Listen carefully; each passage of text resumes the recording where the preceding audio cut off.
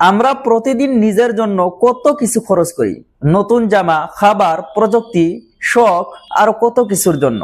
কিন্তু আমরা কি কখনো ভেবে দেখেছি যে আমরা আল্লাহ তাআলার রাস্তায় কি পরিমাণ খরচ করছি?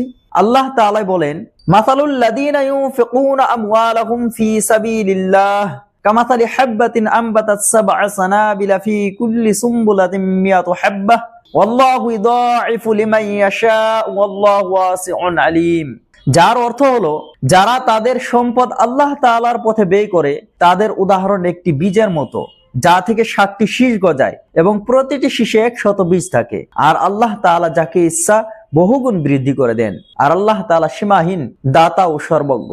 এই আয়াতের মাধ্যমে আল্লাহ তাআলা আমাদের শিক্ষা দিচ্ছেন যে আল্লাহ তাআলার রাস্তায় খরচ করা মানে ক্ষতি নয়, বরং এর প্রতিদান বহুগুণ বৃদ্ধি করা হয়। ইবনে কাসির রাহমাতুল্লাহ আলাইহির তাফসীর মোতাবেক তিনি বলেন, খালিস নিয়তে দান করলে আল্লাহ তাআলা ৭০০ গুণ বা তার বেশি প্রতিদান দেন।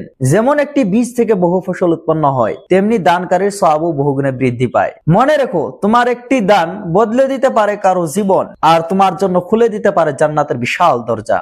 আল্লাহর রাস্তায় খরচ করা মানে দরিদ্র আত্মীয় স্বজনকে সাহায্য করা, এতিম ও গরিব ছাত্রদেরকে সহায় করা, কোরআন শিক্ষা, মসজিদ, মাদ্রাসা ও ওয়াকফের নামে দান করা, অসুস্থ ও বিপদে পড়া মানুষদের সহায়ের হাত আগ বাড়ানো। দান মানে সম্পদ হারানো নয়, বরং জান্নাত কেনার একটি সুবর্ণ সুযোগ। যে ব্যক্তি আল্লাহর রাস্তায় দান করে, সে নিজের আমলনামা ভারী করে, নিজের কবরকে আলোকিত করে এবং হাসরের মাঠে পায় আল্লাহ তাআলার রহমতের ছায়া। তাই দান করতে শিখো, আল্লাহর জন্য, মানুষের জন্য আর নিজের আখিরাতের জন্য।